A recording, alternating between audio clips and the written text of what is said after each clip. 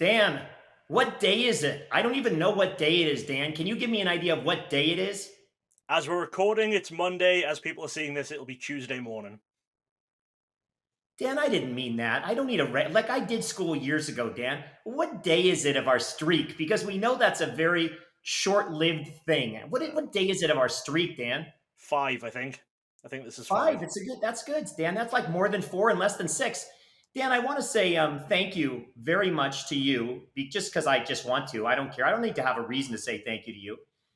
Especially for facilitating a way for me to speak to the masses, because we have a lot of masses. We have like 3 to 5 people that watch every episode, just like the good old days. And Dan, I particularly want to say thank you to all the people who are coming back, the people that are saying, hey, you guys are back. It's great to see you. We've missed you.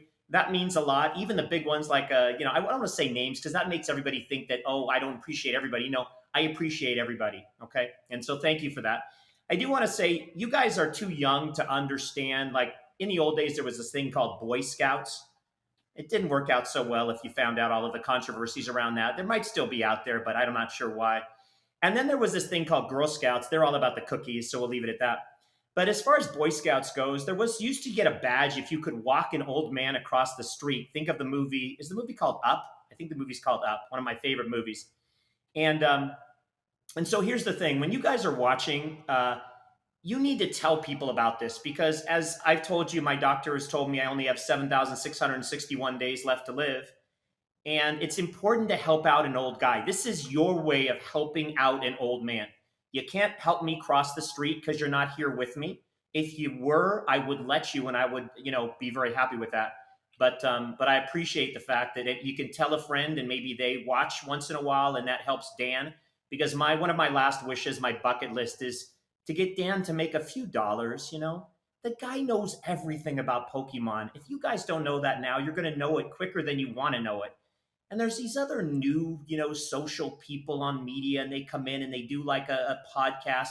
And before they blink an eye, they've got 6,252 views and viewers and subscribers. And that's not right. It's not fair. So Dan deserves it, and let's do something for him before Laura leaves him, his wife, because he's not gainfully employed. Okay, Dan, anything you disagree with there? Shouldn't people help out an old guy and help out a young one at the same time? They should, but remember how David always keeps saying he's going to keep this to 10 minutes? This would be 30% of the video if we kept it to 10 minutes. 30% of the video, and all he's done really is talk about Up and telling people to subscribe to the channel. So these videos are never Dan, going to be 10 minutes. They might be 20, this is they're never going to be 10. okay. Fine. Then you just disregard the beginning. But I want to say something that was less than 3 minutes, my friend. Okay, and you run that at 1.5 speed or playback speed. That's going to be real fast. So I don't think you understand. I did that quick. Dan, yesterday we did a video, and I don't know when it came out. I guess it went out this morning, and I've got to Yeah. put my story on to tell people about it. But we talked about the fact that there was the Worlds coming up, and we talked about the fact that you could put in interest for a spectator pass. And I did put that on my story to try to give the last minute notice. I didn't know that was the last day. But I do want to say we did have a response or two that said, hey, let me know because I didn't get in and I'm interested if people end up reselling. Hey, guys, if you didn't get in and you're interested, let me know. And I'm not saying I can help at all, but let me keep a list somewhere for everybody that still might be interested. And as Dan and I come across anybody that might be willing to part with their pass or particularly bought it just for scalping purposes, they didn't buy it, they had to indicate interest, and then they're going to have to be allocated the pass. But if that happens, let us know, and we'll try to keep a list going and see if we can hook you up with other people that might be not going or not able to go at the last minute and maybe facilitate you getting a chance to go and get into the main venue as well. So I'd like to do that just to help, just like I put it on the story to try and help for those that might have had a last minute chance to get in on the interest list. I mean, depending on how the lottery actually goes, me and you might be top of the list of people who are needing passes. Well, that's absolutely true. And so, I guess that was my little good deed. I don't do many good deeds because why would it? There's too much greed in the hobby and there's no reason to do good deeds unless you're a good deed doing type of person. And I wish I were. I try to be sometimes. Dan does more than me. So Dan's right. Dan's 100% right. We put out the indications and we may have cost ourselves positions, but luckily Dan has somebody that works there, or she might work there, or she might get a job as a staff person there, and he can just like hide under her Pikachu costume when she gets in the venue and starts acting like, no, she did that years ago. Never mind. Yeah. Dan, what do you want to say as far as anything with respect to the last couple of videos? I know that you commented on somebody's comment about me being a weird person, and that really hurt, Dan. That hurt a lot. You want to say anything about Hey, that before I move on? yeah, that was very funny. So when you get your comments on your videos, when I go to reply, with it being my video, YouTube automatically generates some potential responses, and I almost never use them at all. But one that it generated today was it suggested someone who was talking about you. I replied to them saying something like, "Yeah, it's great when he's not making things weird." And for the first time ever, those YouTube recommendations for comments just knocked it out the park. That's a perfect description of you. You're fine when you're not making it weird. So for the first time, I think you've called me speechless, Dan. Thank you so much. I appreciate that. That's really nice of you. Dan, thank you. I really, because I don't put any effort out to do the podcast with you because I really care. And I know it's a huge moneymaker for me. And now I'm being put down during the podcast. By the way, do you see my friends behind me, Dan? I moved to a different room. We're trying to get some better technology going on. I got Pikachu, Psyduck, and a couple of Prismatic Evolutions toys. So enjoy those. Never look at me. Looking at me is a bad thing. It can hurt your eyes forever. Dan, we have so much time and so little to do. Strike that, reverse it. That's from Willy Wonka, one of my favorite lines. Today, Yep. I want to talk about something, Dan, that involves selling at a loss. When do you sell your stuff at a loss? And let me give you an example real quick. Let's start out with the stock market, okay? Of course, you guys know I'm a financial advisor, and I've been a financial advisor for 25 plus years. And one of the hardest things for clients is when they buy a stock and it goes down. They never want to sell it because they want to hold it until it comes back. The price comes back to what they paid or more. Whereas people, when things go up, they want to sell them because they want to take the profits, even though often those things will continue to go up because there's a reason they're going up. There's some reason for that demand. There's some reason the company is doing well, et cetera. And so it's counterintuitive the way that people think of these things in the stock market. And I want to sort of apply that logic for a moment and go back to the Pokemon market. So a lot of us have things that we may have bought at one time that have gone down. Now, recently, that's not so much the case, obviously, with the kind of fire of the hobby. But suppose you bought some singles, or suppose you bought a deal, or suppose you bought something a while back, and now your money is tied up into those things, and you're not sure about what you're going to do because it hasn't come back to the price you paid. So you keep hanging on. Well, if you have unlimited capital, in theory, you could just keep hanging on. And that could allow you to not, it doesn't interfere or impact the fact that there's other things you want to buy and other things you're going to put money towards, et cetera. But what if you don't have unlimited capital and you are wanting to participate in other things that are coming out, whether or not that's Prismatic Evolutions or Destined Rivals? Dan, stop for a minute and tell people, flex. Go ahead and flex, Dan, because I hate your guts. I love you to death. I'm so mad at you. Go ahead and flex about your Destined Rivals purchase today. Oh, but flex that I did get one Pokemon Center ETB. Yeah. After That's a being huge in, flex, Dan. That's a huge yeah, flex for the rest of us that didn't get one and waited and are mad as heck as we always are. Okay. yeah. It's one of the. Um, This is one of those things where I know objectively it's good for people overall, but it's worse for me because they reduced the limit per order from 2 to 1, which means that yeah, overall it's better. More people are going to get them. Maybe less bots are going to get them, but it means that now between me and my wife we have one, so one of us is just going to have to go and buy the promo separately. yeah, and I'll tell you what happened to me, Dan. I don't want to say it. I wasn't going to say it. It makes me too upset to say it, so I'm just going to say it. You told me about it. I waited for over an hour, and obviously I timed out on the site. It didn't let me continue in the waiting queue. It timed me out. And I asked you about it, and you said the same thing happened to your wife, Laura. And so I kept refreshing and I kept refreshing. And guess what, Dan? I got on the site. And there was a Destined Rivals box in front of me.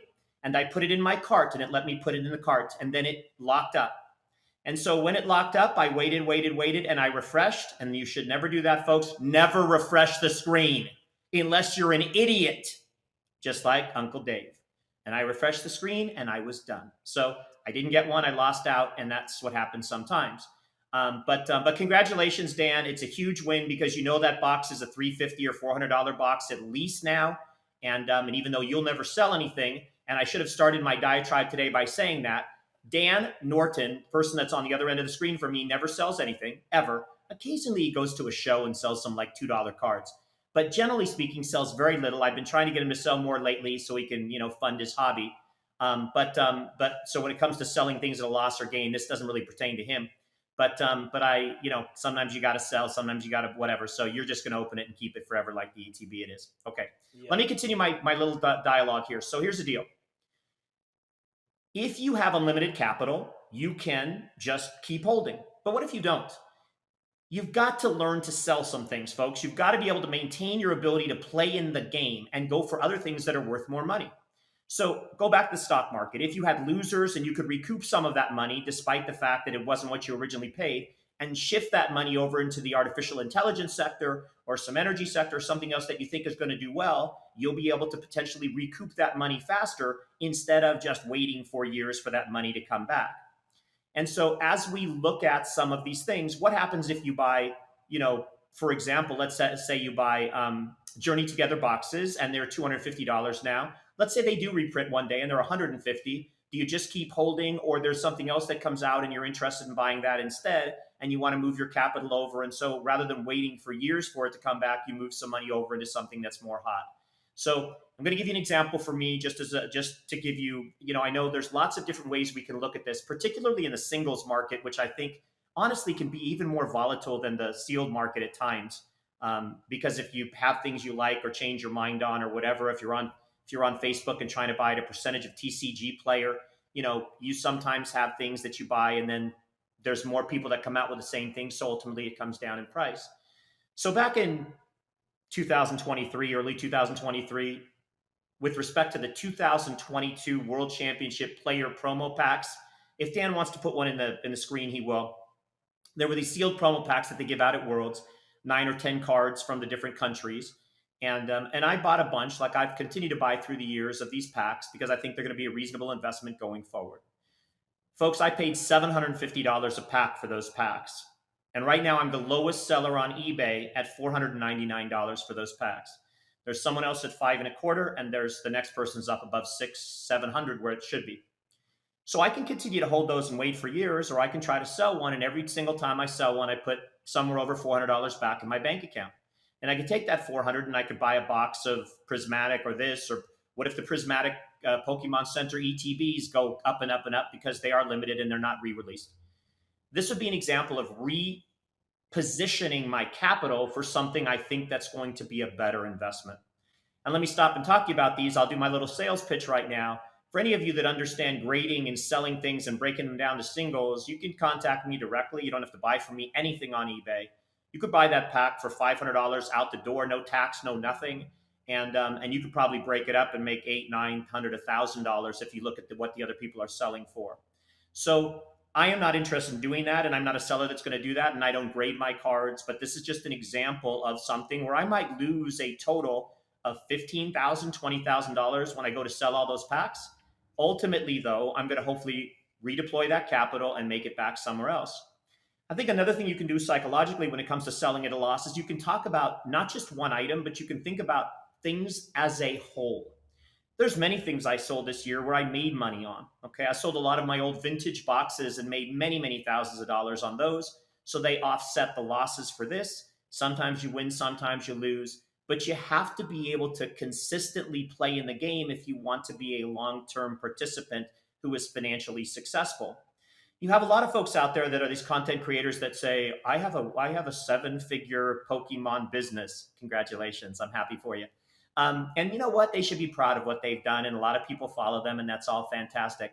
I always make fun of everybody, guys, because I think it's fun to have a sense of humor about stuff. But I don't have a seven-figure Pokemon business. I'm not sure. I might have a seven-figure business bank account. No, I don't have that either, but I wish I did. And so the point is, you understand in whatever endeavor that you take on the hobby to try to make money, there's lots of ways to do it. But you have to be nimble and you have to be strategic. And if you're not sure exactly what to do, turn to support systems. Turn to the people you trust and you follow and ask the questions and see if you can, again, be strategic in the way that you look at your holdings and whether or not you're going to have to be stuck with something for a long time versus getting rid of it and being able to do something more advantageous with that capital. Dan, your thoughts from someone that never sells? I mean, yeah, I get what you're saying, but as I've said a lot, I never view any of my Pokemon buying as investment. I view it as me spending the money. I guess I never say never. There's a tiny, tiny amount of stuff that I will buy to resell, but often that is. I mean, lately it's been stuff from Asia, those countries that produce English cards, but they're only released in Asia. It's Malaysia, the Philippines, and Singapore right now. Lately, I've been buying some stuff from there for resale purposes, mainly because I'm getting good deals on getting a lot, and because I want stuff for me and you primarily, and it's better for me to just buy in bulk. But I always view what I'm when I'm buying cards, I view it as I'm spending that money. That's always the best way to view it. If you're a collector, if you're not a business, which 90% of the people who say they're a business really aren't. They're just someone who's bought a lot of stock in one go. It's not an ongoing thing. I generally feel like if you can't survive one set doing bad, then maybe you're not actually a business. Maybe you're just someone who's absolutely living day to day on buying one thing and selling it to buy the next thing. And there's a lot of Pokemon buying and selling is smoke and mirrors. Social media, Instagram posts, it's all smoke and mirrors. But I'm not that person, so in terms of reselling stuff and selling stuff at a loss, I don't think I've ever sold anything at a loss, only because the only things I buy to resell are things I know I can make money on. I've taken a loss on some stuff I bought for personal collection because I've bought it at, top of the market, and now it's worth less. So I haven't taken a loss in that I have less money. I've taken a loss in the amount I spent on it is more than what it's worth now. But again, as I've said, I just view that money as spent. I don't view that money as invested. So I never keep track of the values of my collection outside of what I need to for insurance purposes, really. So that's kind of my All right. position. So Dan, really what you're saying is this whole conversation really isn't applicable to you because number one, you're a collector first, and we know that. Number two, you have a sugar mama who's providing your capital to be a collector, and so you're very fortunate that way. And number three, you have wisdom from being involved in this hobby for a long time. Not only wisdom, but you have a lot of stuff that's worth a lot of money. AKA, for example, Worlds cards that you bought, 100 years ago back at $5,000 or $3,000 a card that might be worth 75,000 now. Yeah. So your time in the hobby has made a difference. But I guess I don't want to discount the fact that there's a lot of new people, just like you, Dan, who are saying, okay, I'm trying to monetize my involvement with the hobby. Let's say you're trying to do it through podcasts right now and YouTube and that kind of thing, even card shows. So I would talk to those same people who are doing the same thing, whether or not it's a podcast or they're just selling in some fashion. And sometimes it's much smaller. Let's give an example. They bought a box at $140 of something or $130, and it's only worth $130 or $140 now, and they have to go and sell it, and they have to pay 15% fees to sell it somewhere so that they can go and buy something else, because again, they don't have unlimited capital. And they're thinking, I just am not willing. They're small thinking, and I don't mean this in any kind of negative way. I'm trying to impart some business sense. You have to be a big thinker. You have to be thinking big to have big results and big success. And so the thing is, if they're thinking in their minds, well, I can't sell that because I'm going to lose on the fees of 15%, so I'm going to lose $40 on that box. That's not a great way. That's not big thinking. That's small thinking when you think, okay, if I do all this and I can put this away, I can go out there and start hunting for other things that are going to be more successful for me. So, really, my message here, folks, is be strategic, look at everything as a whole. If you choose to be a business, if you want to be a business, and a business can be something, business on a tax form is essentially a Schedule C. It doesn't have to be huge. The government in our country would like you to have some profitability after 2 or 3 years. They don't want you to declare a loss and just have something to put your expenses against. And of course, if that meant, that would mean that we have IRS agents that are going to audit you. Right now, no one's sure. They may be firing them all. But you have to have some profitability in theory if you don't want to have a higher risk of audit. And so you're looking at some way of making some additional money to help fund either your hobby or your life. And that's all I'm really talking about is think bigger. Don't get into the minutia. One of the messages that I've always said as we've done podcast after podcast for all of these years, one of the the two major lessons that my dad taught me was, you never go from nothing to something. You don't go from selling that box at 130 from 0 to 130. You're going to sell it for 130, and you're either going to get 130 or you're going to get some fees off it, and so you're only going to get 105. It's not like 0 to 130. The difference there is all you should worry about. And why is that relevant? Because I've used that strategy my entire time in the hobby to say somebody wants. Look, Dan's always spending my money. I'll give you an example of my use of this strategy. Dan says, you know what, David, I can get you the top 8 card. We found it. It's in, Europe, and here's what it is. It's $675. And I say, Dan, that's ridiculous. And Dan says, well, David, what did you think you're going to have to pay? You're going to pay something.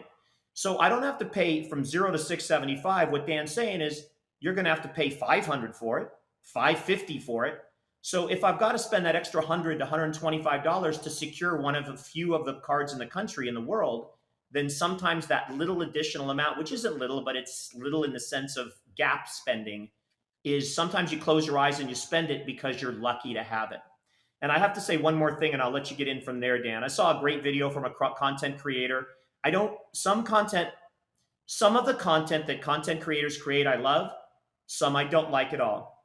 Some of that same content comes from the same people, and it can be great one day, and I'm not thrilled with it the next. So I'm not going to name names, at least not yet, but this person, it was a great video because he hyped and he hyped and he hyped, and you'll know if you saw it.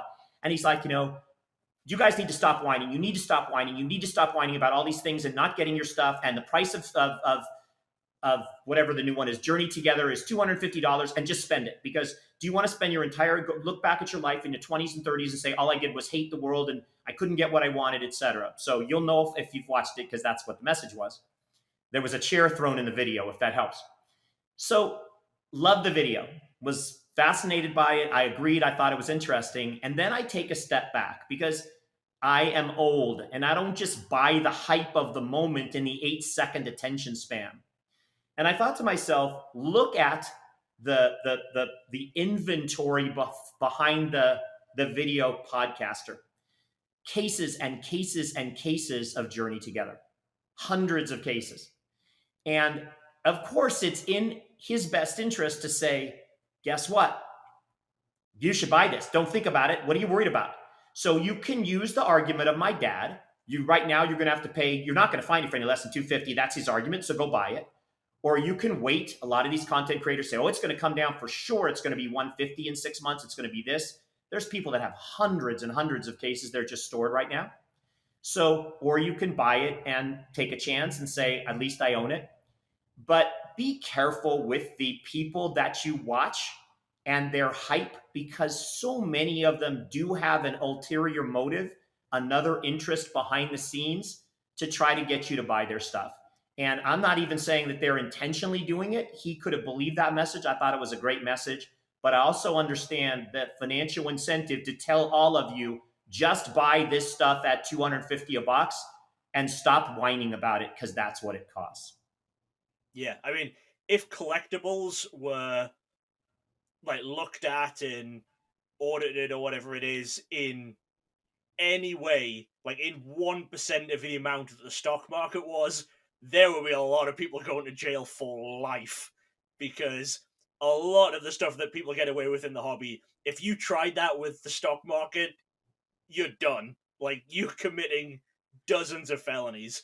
Like, buying out, like, if someone bought out a ton of stock in secret and then told everyone just like, hey, you need to go buy this stock right now, it's going to go up, it's going to go up, you all need to go buy this, and then it went up and they immediately sold theirs, that sounds like a prison sentence, you know? You can't do that in the stock market, but you can in Pokemon. So a lot of this video, as we've said, doesn't really apply to me, so I don't have too much input, but that part is very big. It's something I always say, look for people's motivations.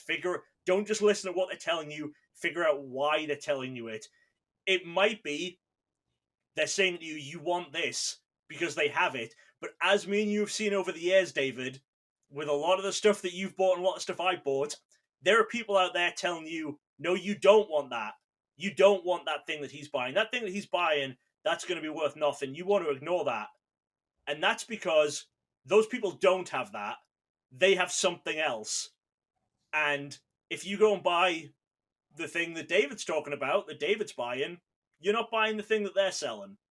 So, very, very much going with that, look at people's motivations when you're watching videos.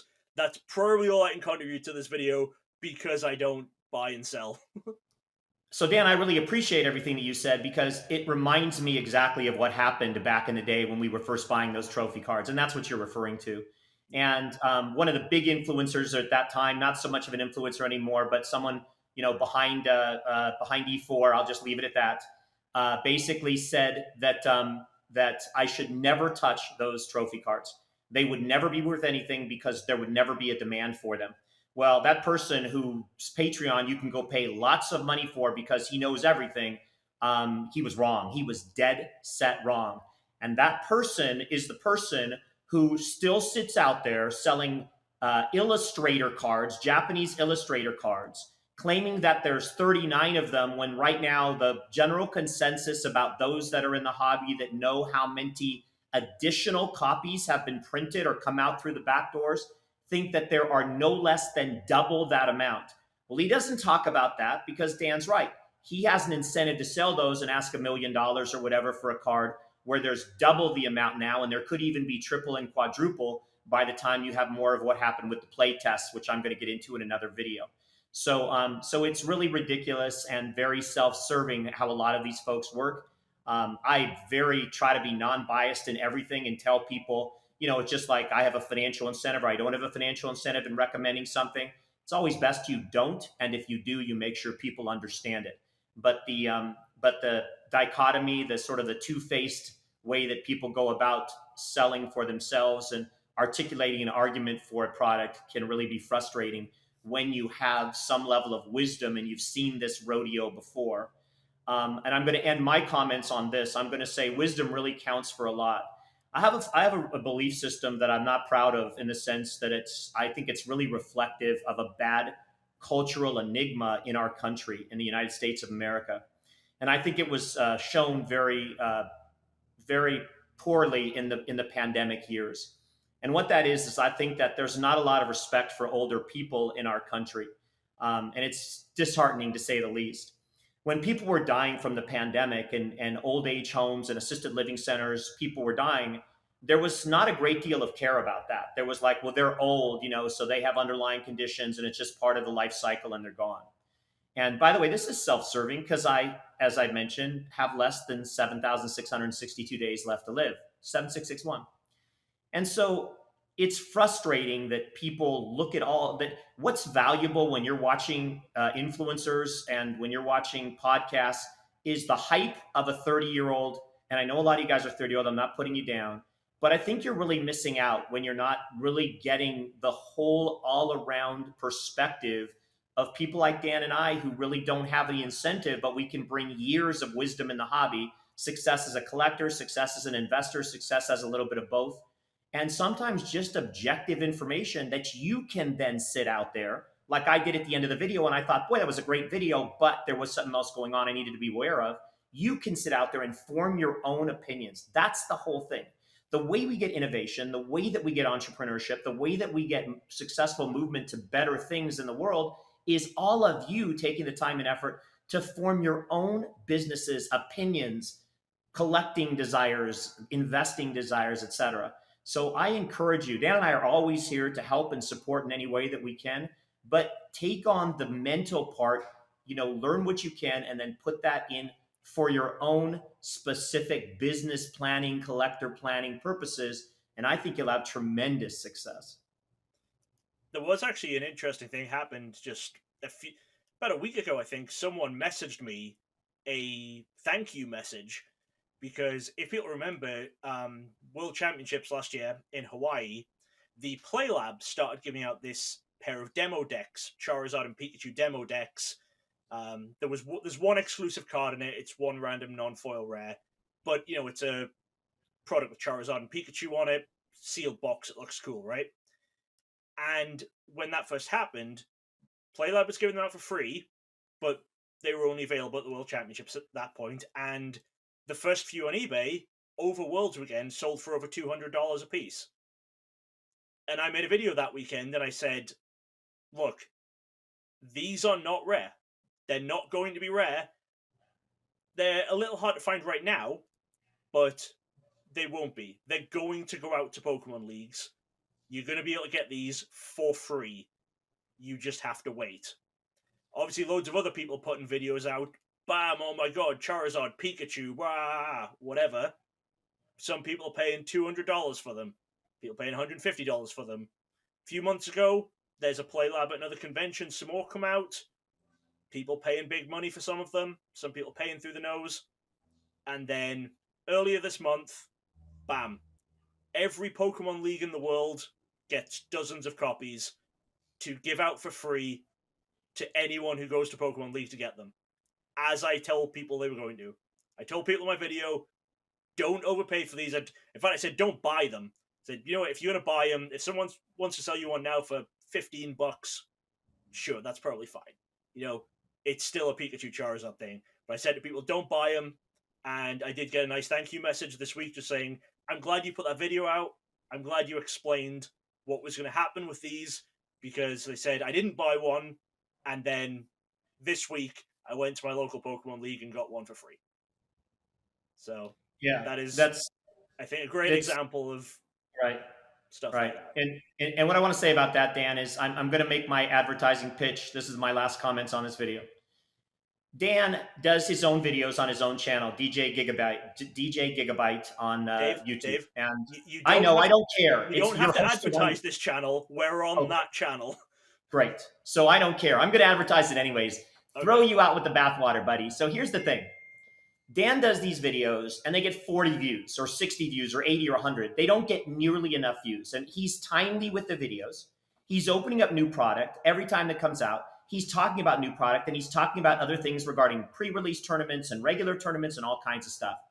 I encourage you guys, spend the 12, 15, 20 minutes and watch these videos. Yes, it is self-serving for Dan, but the information is clear, concise, and like he said, often very valuable.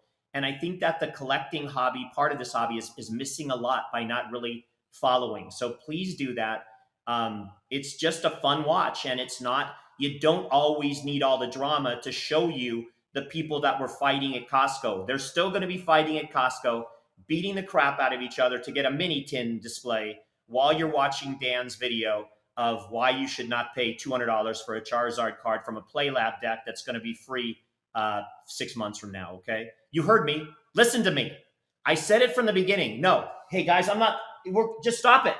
No, I'm going to say my piece. Sorry, guys. They get riled up when I get riled up. So, hey, thanks for listening. I'm done. I'm going to let Dan finish up, and then I'm going to say goodbye with my typical wave. We love you. We like you. We don't like you. We hate you. Hate is a strong word, so we'll go back the other way. We don't hate you. We like you. We like you even more than that, and we love you. Thanks for participating in our channel and our restart up of Coffee Talks, mini espresso shots, or whatever the hell Dan's going to call it in the next few to 6 weeks. Right. Well, to give a bit more info on the other videos that I do, if people just watch the Coffee Talks, if it's information you want about cards, every other Wednesday, so my next one will be out on, I think, April 2nd, I do kind of a roundup information video where I just give the basic bullet points of all of the information from the English TCG for the previous 2 weeks, because I didn't want to do a video on every topic, because I'd have to stretch it out to 8 to 10 minutes, and so few things have 8 to 10 minutes worth of things to talk about. And also, that way, you wouldn't know if you'd missed something, so I figured a show where you know if you come back every 2 weeks, you're going to get all of that information, you know you're not missing an episode. So I do that. I do also do product openings and stuff where I just chat. I actually have a case of Journey Together just sitting in the basement, which I'm opening tonight.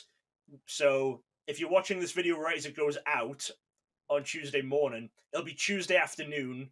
I'll be doing a video, hopefully Tuesday afternoon, I should say, of a case of Journey Together. It might tip into Wednesday, depending on how long it takes to film and edit, but hopefully Tuesday afternoon on that. And then I do other openings. I do some non-Pokemon videos and stuff too occasionally, but it's mainly Pokemon. Nobody cares about non-Pokemon, Dan. Just stop. And by the way, Dan, What channel can they watch all this stuff on? All these openings of Pokemon stuff?